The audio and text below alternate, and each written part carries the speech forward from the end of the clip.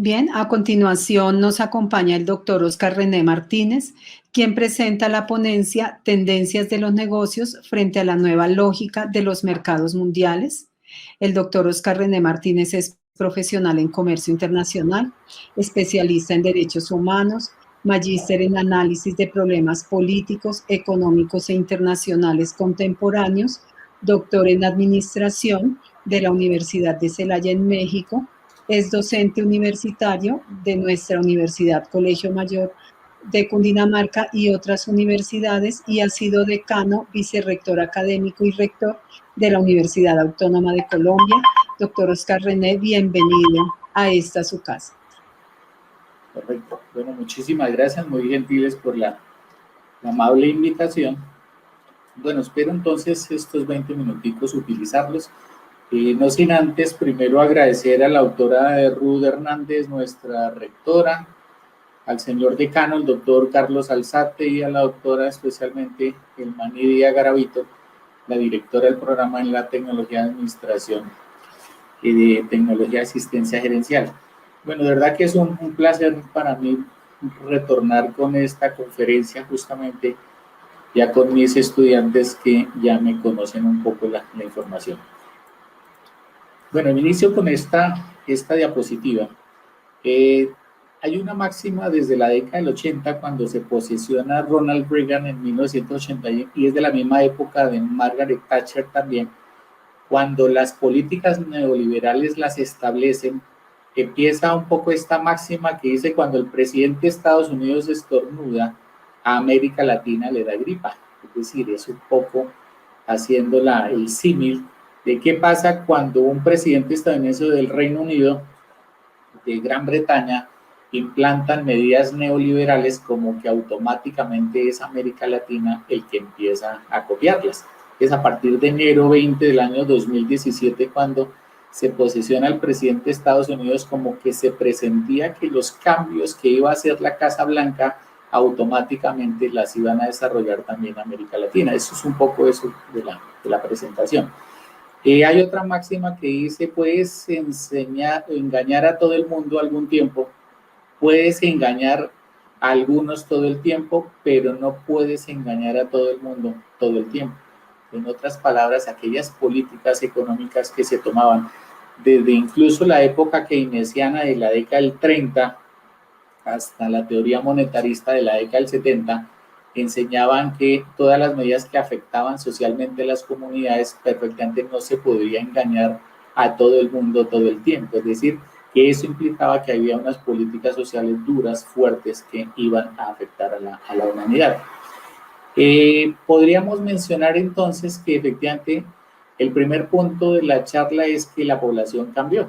Entonces, el cambio de la población puede ser reflejada un poco en esta diapositiva. Fíjense que esta diapositiva la tomé ayer de una aplicación o de una website que se denomina worldmatters.info.es y un poco refleja es cómo se ha incrementado la población en los últimos años. Entonces, observemos la diapositiva. Ayer se reflejaba aproximadamente 7.865 millones de habitantes en el planeta.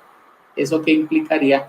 Que en caso colombiano, estamos hablando más o menos 1984-85, la población colombiana llegaba aproximadamente más o menos, era casi 21 millones de habitantes. 21 millones de habitantes. Cuando hoy hablamos en el 2021 que la población ya llegó a 7.865 millones de personas, podríamos pensar entonces que es como si hubiesen nacido aproximadamente o se haya duplicado la población en un poco más de 2 décadas. Eso que implicaría que uno podría pensar que podría estar pensando más o menos en el año 2050 también en Colombia cuando la población seguía creciendo. Para esto encontramos incluso, mira que desde enero hasta mayo hoy, estamos hablando un poco más de 5 meses aproximadamente, estaría la población creciendo a aproximadamente 50 millones de habitantes. Es decir, es como si entre enero y mayo de este año creció la población actual que tiene Colombia, que es cercana casi ya a los 51 millones de personas. Si la población creció entre enero y mayo, es decir, los nacimientos este año es de 50 millones de personas, y el número de muertos este año es de 21 millones de personas, si uno un poco toma la misma información y la traslada a lo que podría pasar en 2 o 3 décadas, podríamos decir que la población perfectamente podría un poquito menos que duplicarse al cabo de 2 o 3 décadas aproximadamente. ¿Eso qué implica? Que como que la lógica de los mercados, la lógica de los negocios, la lógica de la población empezaría a cambiar. Hoy solo han muerto, dice la diapositiva, 123,000 personas, que estamos hablando de ayer. Y esa misma lógica, si nosotros la empleamos en esta diapositiva, encontraría uno, bueno, si el número de muertos que en este momento se ha desarrollado, pues prácticamente si murieron en solo un año, estaríamos hablando prácticamente de 21 millones de personas este año, o sea, entre enero y mayo.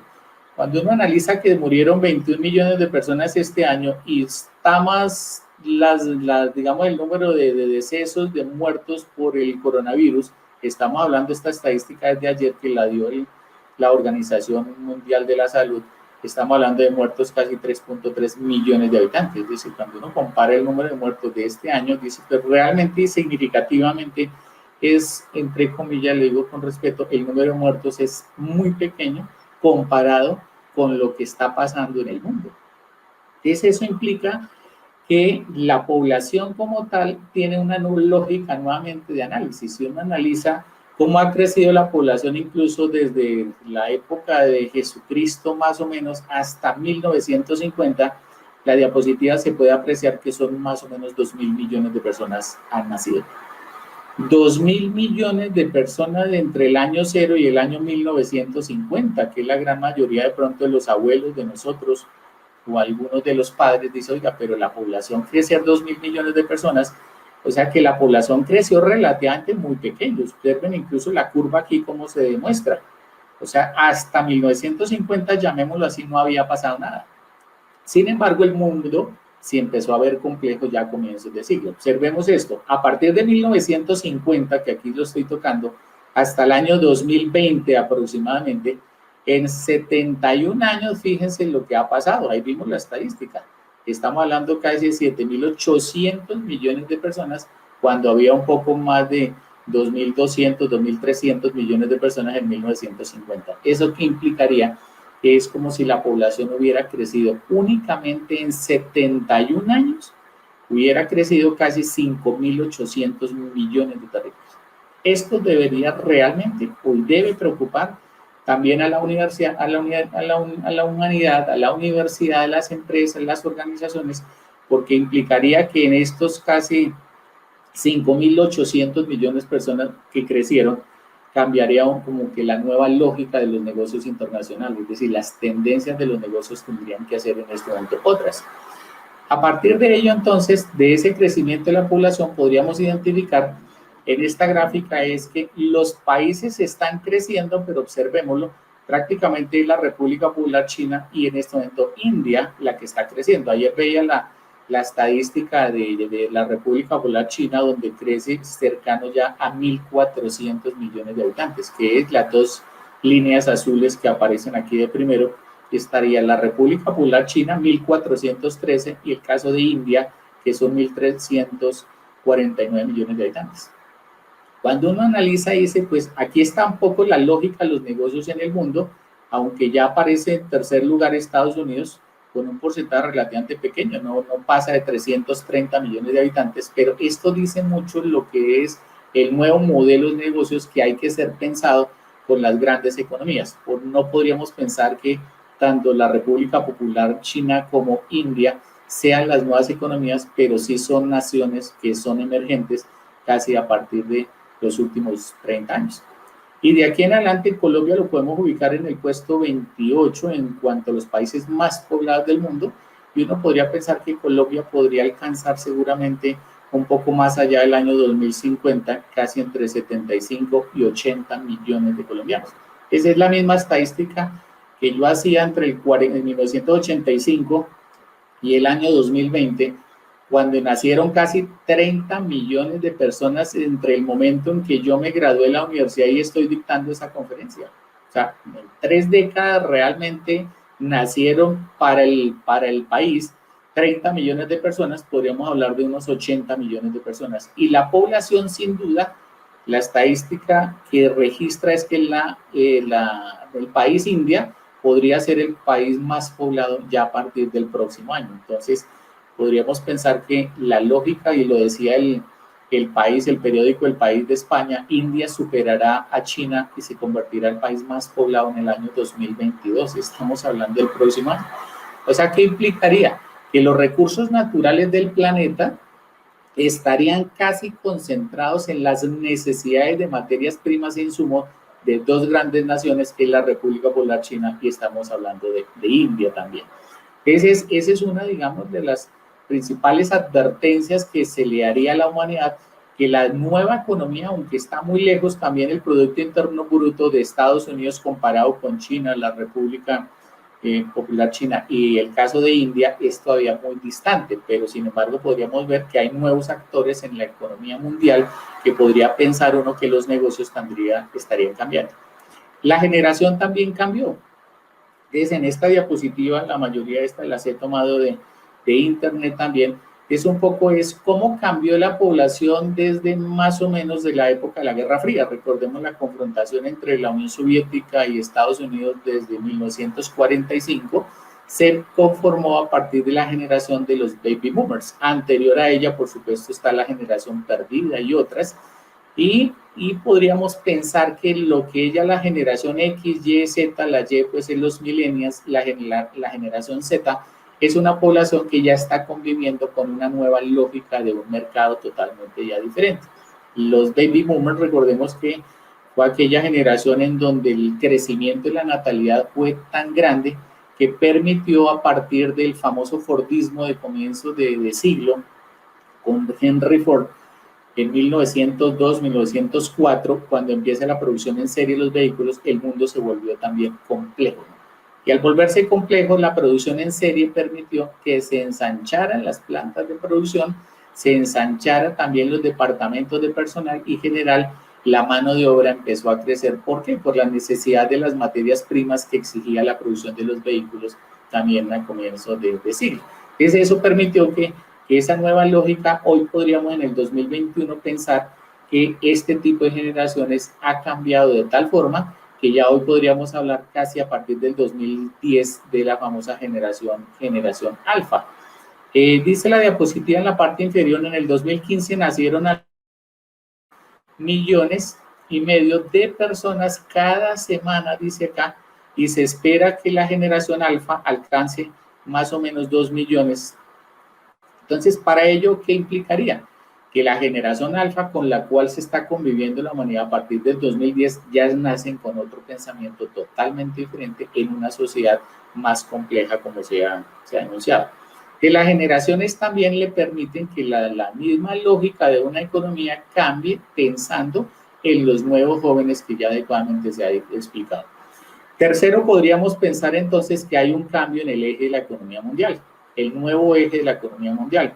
Si ustedes ven esta diapositiva, este fue como el mapa con el cual nosotros nos criamos desde bachillerato, desde primaria, en donde la economía estaba basada aquí en el centro, en el famoso mar Mediterráneo. Recordemos que la economía dura aproximadamente 5.000 años en el mar Mediterráneo, en esa cuenca del Mediterráneo, en donde los negocios, la economía, la población empezó a crecer en esta zona. Pero ya a partir del cambio de eje de la economía mundial del mar Mediterráneo se pasó al eje ya del océano Atlántico, que aquí lo estoy tocando. La economía duró prácticamente aquí desde Groenlandia hasta abajo, hasta Tierra del Fuego, que este es el océano Atlántico, más o menos fueron 500 años de la economía. Y en esos 500 años, que fue la época de Cristóbal Colón, recordemos, la economía se centró ya no en el mar Mediterráneo, sino la economía, la población, los recursos naturales, la explotación a partir de las rutas marítimas y geográficas, entre otras, y aproximadamente fueron 500 años que duró la economía en esta zona que estoy tocando. Pero es a partir más o menos de la década del 70 que cambia el eje de la economía mundial, es decir, que ya hay nuevos ejes de la economía mundial y se pasa a lo que se denominaría hoy, a partir del 70, en el eje de la cuenca del Pacífico. Desde Alaska, que estoy tocando hacia abajo, Este es el Océano Pacífico en el continente americano y aquí a la parte derecha que tocó desde la Federación Rusa hacia abajo pasando por Australia. Estamos hablando que si sumamos este Océano Pacífico más el Océano Pacífico de Asia, estaríamos hablando de esta diapositiva que es el nuevo eje de la economía mundial, que es la cuenca del Pacífico. Entonces podríamos pensar que incluso el incitar a los negocios, las innovaciones, la aceleración de la innovación y las tecnologías digitales tendría que estar pensando desde la década del 70 en este eje que se denomina la cuenca del Pacífico como nuevo eje de la economía mundial. ¿Por qué esta zona es tan importante? Porque podríamos pasar que de los casi 7.800 millones de terrícolas que hay, aproximadamente más de la mitad de la población del planeta Tierra está en esta zona. Es decir, va a tocar el caso de China, que ahí lo vimos un poco, 1.400 millones de personas. Recordemos que India es el segundo país más poblado del mundo, pero India no hace parte de la cuenca del Pacífico. Por tanto, podríamos tener que China hace parte de la cuenca, el caso de Corea del Sur, el caso de Japón, que Japón tiene más o menos la tercera extensión territorial que tiene Colombia, pero tiene 3 veces más población de la que tiene Colombia. Pues, en el caso de Japón estamos hablando casi de 377.000 kilómetros cuadrados, un poco más grande que el caso del Amazonas colombiano. Y hacia arriba encontramos la Federación Rusa. Rusia casi tiene 145 millones de habitantes, pero Rusia se consolida como uno de los países más importantes de la cuenca del Pacífico por los recursos naturales que también tiene, ¿no?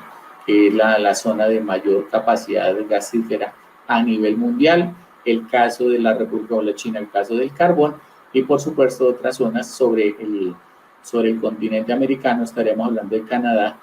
Y Canadá, uno podría pensar que es un país supremamente grande, pero es un actor fundamental también aquí en esta cuenca del Pacífico. ¿Por qué? Porque Canadá, recordemos que tiene 9.9 millones de kilómetros cuadrados, es decir, si uno toma los 27 países de la Unión Europea, que más o menos son 10 millones de kilómetros cuadrados, es decir, es como tomar los 27 europeos y meterlos en el caso de Canadá y caben perfectamente en Canadá. Eso que implica que es una zona supremamente grande, pero tiene incluso menos población de la que en este momento tiene Colombia. Y por supuesto el monstruo de economía de Estados Unidos sin duda. Aquí estamos hablando de 47 países de la cuenca del Pacífico y es una de las tendencias un poco de la economía y los negocios que hay que tener presente también ahí. Otro segundo elemento es que más de la mitad del comercio internacional del planeta se desarrolla en esta cuenca del Pacífico y por supuesto más de la mitad de los recursos naturales también los podríamos encontrar ahí.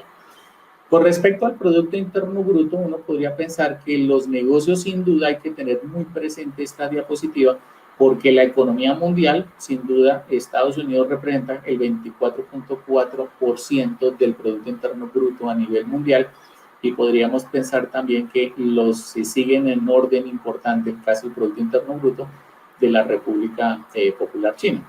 Como población, sin duda, el próximo año, seguramente las estadísticas lo referirán, será el país más poblado del mundo, también India, pero India, recuerden que India tiene el 3.28% del Producto Interno Bruto del mundo, es decir, será el país más poblado del mundo, pero no el de mayor Producto Interno Bruto del mundo, que sin duda la distancia, si comparamos 24.4 con el 3.28% de India, está muy lejano, pero tampoco se puede subestimar el potencial económico también que India, porque recordemos que desde el punto de vista tecnológico, el paso un poco del famoso Silicon Valley de California histórico, también empezaron a desarrollarlo, el famoso Silicon Valley en Bangalore, también en India, que es de las zonas más importantes.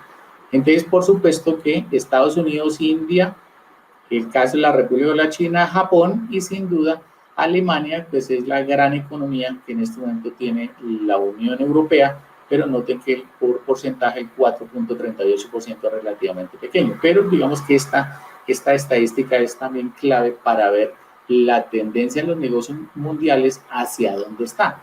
Ahora, no significa que por población, si Estados Unidos está en tercer lugar, sea una economía que esté relativamente debilitada. No es posible eso, por lo menos durante algún tiempo. Sin embargo, uno podría ya analizar que hay nuevos países también emergentes. El caso de los BRICS, que es Brasil, Rusia, India, China y Sudáfrica, ya son parte de un concierto mundial que los famosos stakeholders o actores fundamentales de la economía mundial sin duda tendrán en cuenta a Brasil, que es la gran despensa de alimentos a nivel mundial, el caso de Rusia con el poder enorme que tiene de gas, el caso de India por su desarrollo tecnológico y la industria de la robótica, la mecatrónica, la cibernética, el caso de China, entre otros, por la producción mundial que tiene y por supuesto las grandes reservas de carbón también y por supuesto Sudáfrica, que es una potencia minera también. Sudáfrica es el caso de los BRICS y el caso por ejemplo de los países como los CIBETS.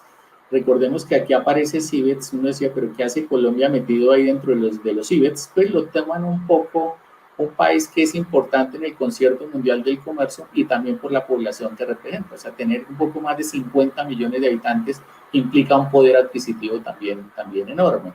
El caso de Indonesia, que aparece CIBETS, que es un país realmente importante. Recordemos que Indonesia es un país que es de religión musulmana, pero Indonesia no es un país árabe, pero tiene un potencial enorme, cercano casi a 260 millones de personas, lo que le hace realmente atractivo a nivel mundial.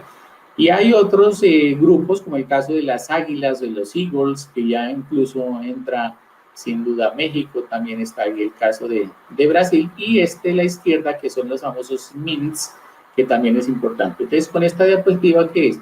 Hay unas economías poderosas, potentes, pero hay otro grupo de países emergentes que sin duda también asustan un poco a la Casa Blanca en el sentido en que eso puede hacerle realmente mucho contrapeso desde el punto de vista económico. Desde el punto de vista de las tendencias de los mercados y la integración económica, podríamos pensar que a nivel mundial se avanzó en materia de procesos de integración económica. Recordemos que incluso Colombia tiene este primer grado de integración, hay 6 grados de integración, empezando desde preferencias arancelarias, hacia abajo zonas de libre comercio, unión aduanera, mercado común, la unión económica y la integración total, lo que implica que la Unión Europea llegó hasta la unión económica, política y monetaria, y sin embargo, digamos que el Reino Unido de Gran Bretaña, Irlanda del Norte no resistió, salió la Unión Europea, pero no es menos importante la Unión Europea también en el mundo. Sin embargo, ¿por qué traigo esta diapositiva?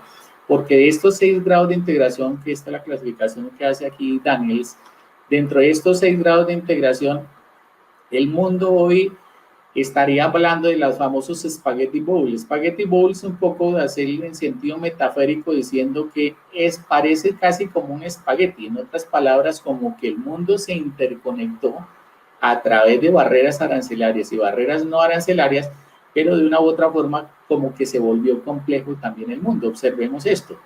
¿Qué significan estas rayitas, esos cuadros y estas interconexiones? Un poco es los tratados que ha firmado todo el planeta. Entonces, si uno analiza el continente americano, que está aquí a la izquierda de la diapositiva, uno podría pensar también que Colombia es uno de los países que más acuerdos comerciales ha firmado.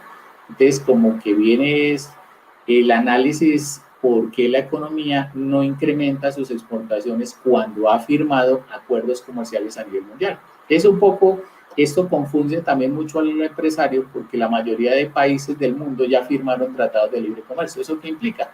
Que prácticamente los países, como tendencia, ese sistema unilateral que se daba con la creación en su momento del Acuerdo General sobre Comercio de Aranceles GATT en 1947, no es ni la sombra hoy en el 2021 de lo que se firmó en aquel entonces. Es decir, que había una gradualidad también en el comercio internacional, pero esto demuestra prácticamente que los países prácticamente como que hicieron lo que en el siglo XVIII enunciaban los fisiócratas con el famoso laissez-faire, laissez-passer.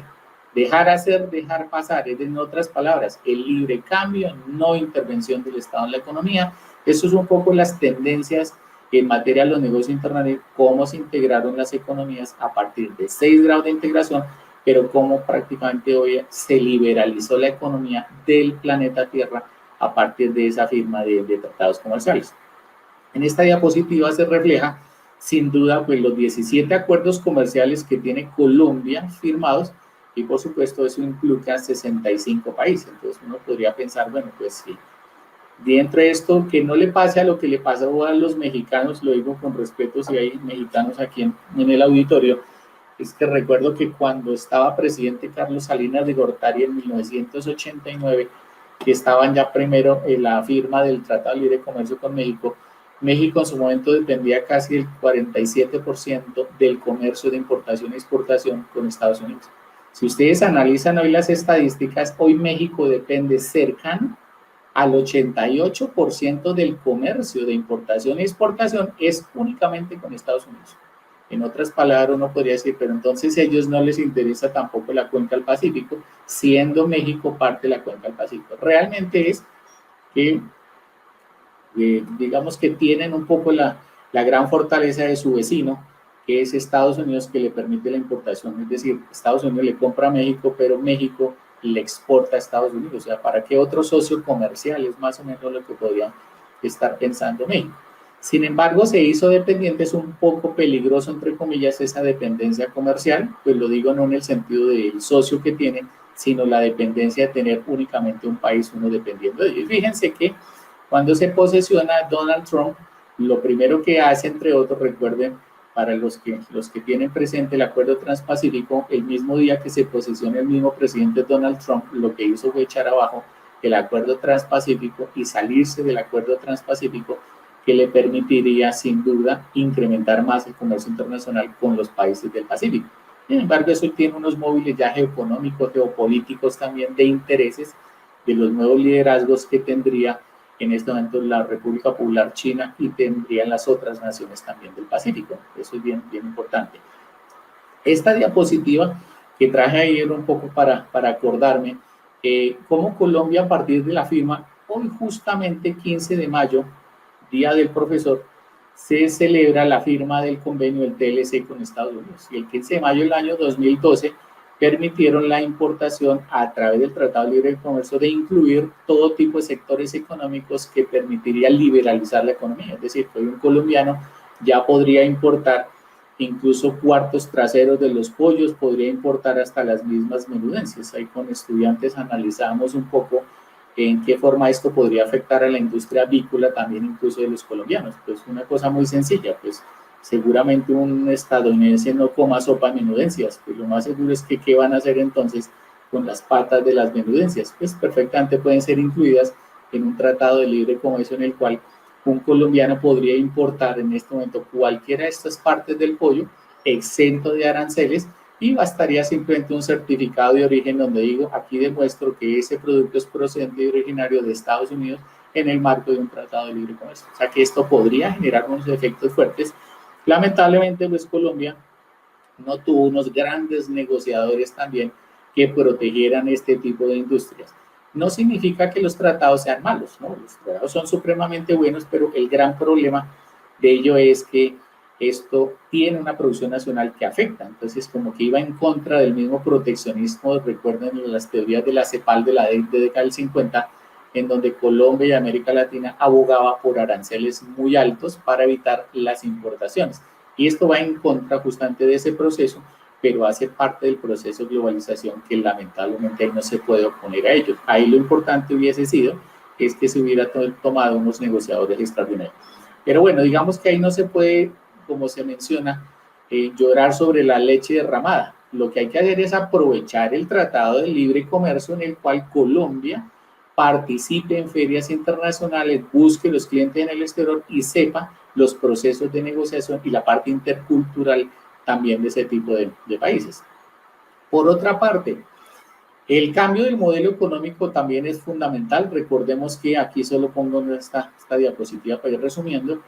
A partir de la década del 30 y de la década del 70, digamos, se promovió el modelo de la teoría keynesiana, que fue, digamos, muy buena en el sentido que hubo una intervención por parte del Estado en la economía. Y fue la época del famoso New Deal en Estados Unidos con el presidente Franklin Delano Roosevelt, que por estos días justamente le decían como que es un poco las medidas de Joe Biden, un poco cercanas a lo que eran las políticas del New Deal de Franklin Delano Roosevelt, donde protegió por encima de cualquier cosa los subsidios al agua, la luz, el teléfono, el gas, las obras de infraestructura. O sea, el gasto público en la teoría keynesiana fue fundamental. Pero ese keynesianismo dura desde la Gran Depresión de los años 30, 1929 en adelante, el famoso Octubre Negro, hasta comienzos de la década del 70, o sea que ese modelo económico keynesiano le dio cabida posteriormente a este modelo de von Hayek. Recordemos que von Hayek fue premio Nobel de Economía en 1974, incluso otro monetarista fuerte que fue von Mises, que era su profesor, que no tuvo premio Nobel de Economía, pero sí lo logró un poco von Hayek.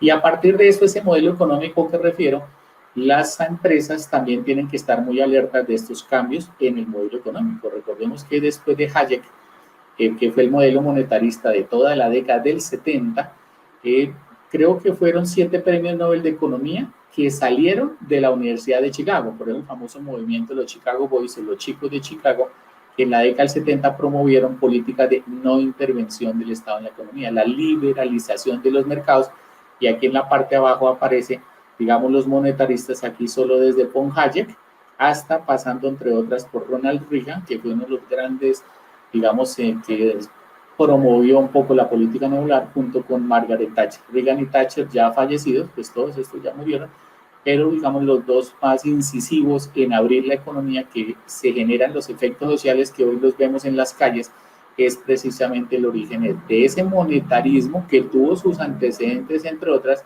en las corrientes neoclásicas y sin duda en el siglo XVIII en las escuelas fisocráticas. Esas escuelas fisocráticas acumularon el pensamiento de liberalización hasta que prácticamente a comienzos de siglo esto empezó a explotar. Pero fue sin duda Reagan y Margaret Thatcher, digamos, los que ocasionaron ese tipo de liberalización de los subsidios que está dejando las secuelas ya prácticamente en el siglo XXI.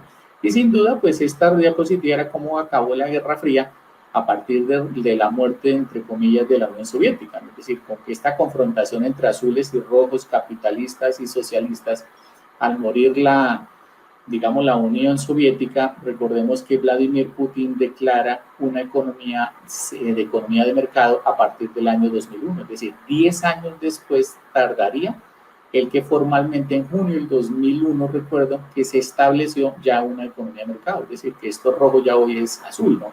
Y de todas formas esto generó también unas secuelas sociales, aunque es un país con alto número de multimillonarios, pero los efectos sociales del modelo también se vieron. ¿No?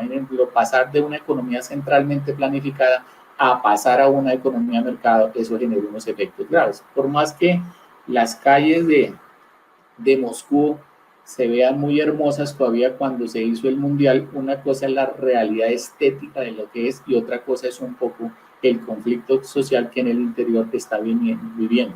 Eso implica que esta confrontación desde la Guerra Fría, que revienta prácticamente con ese modelo neoliberal, que se genera una crisis enorme, y recordemos que llevamos prácticamente 40 años de ese tipo de crisis.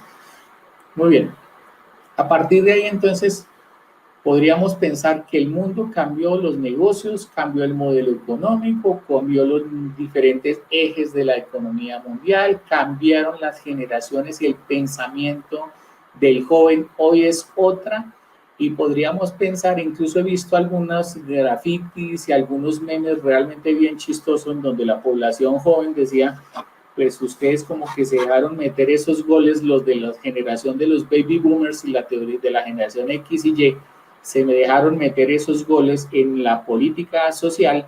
Lo que pide la población hoy es ese tipo de reivindicaciones sociales que realmente fueron acumulando. Sí, efectivamente eso es, en cierta forma, la juventud hoy, escúchenme el término, no tragantera de una u otra forma. Ahí se están viendo las secuelas de ese modelo, ¿no? Es que estamos hablando de 40 años de ese modelo neoliberal.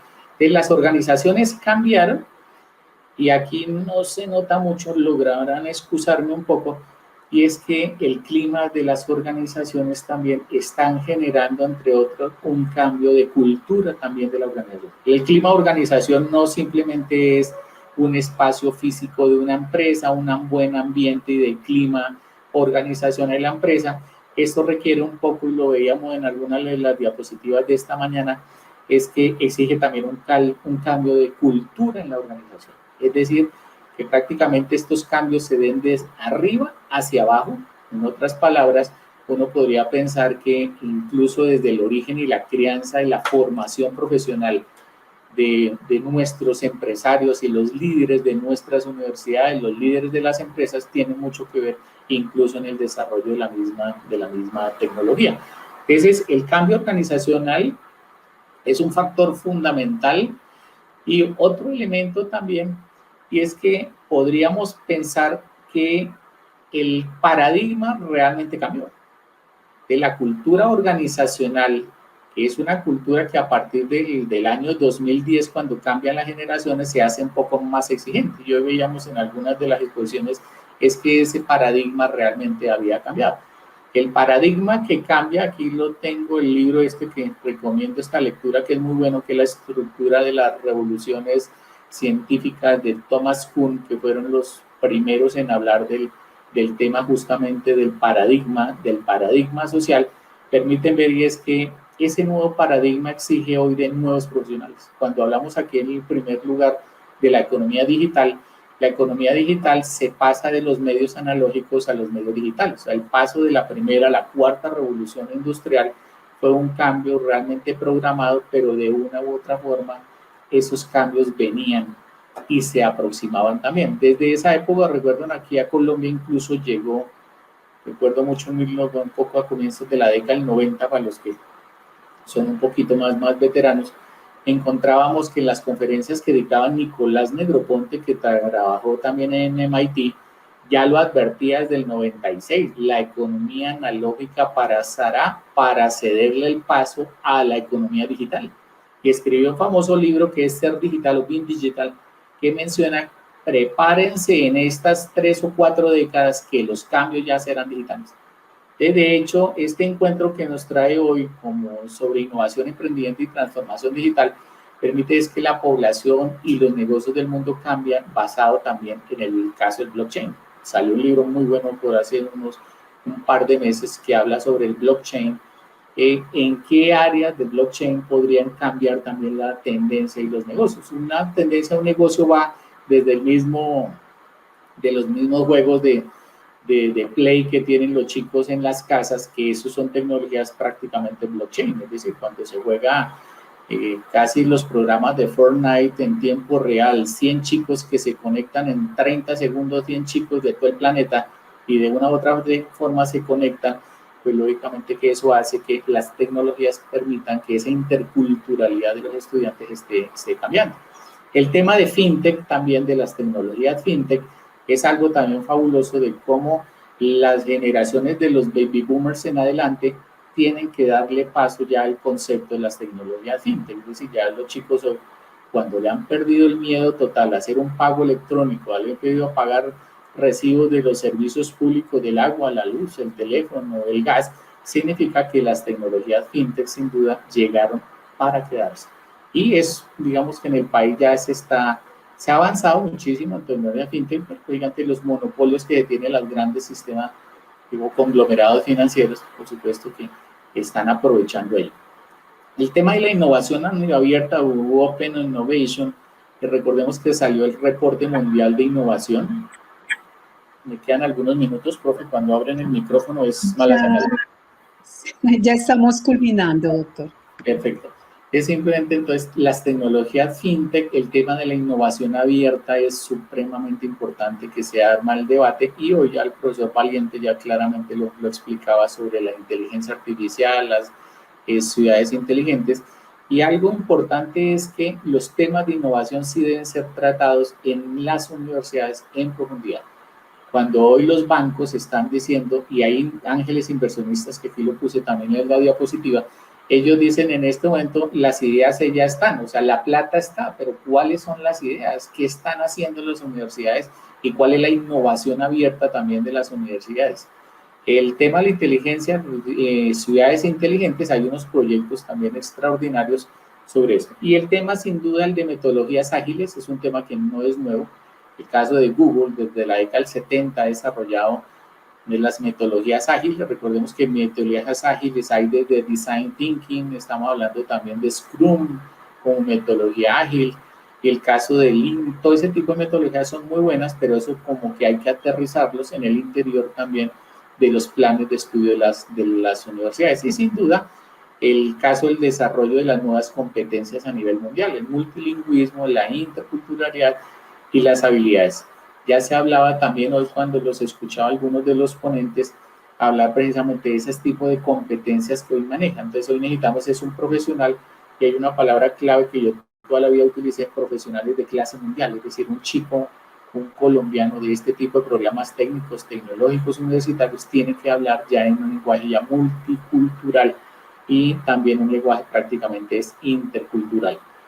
Este libro de Peter Senge, o Peter Senge, que es muy bueno, la famosa quinta disciplina, no es nuevo también, pero ya advertida sin duda que el cambio es significativo y ocurre cuando es impulsado también desde la base.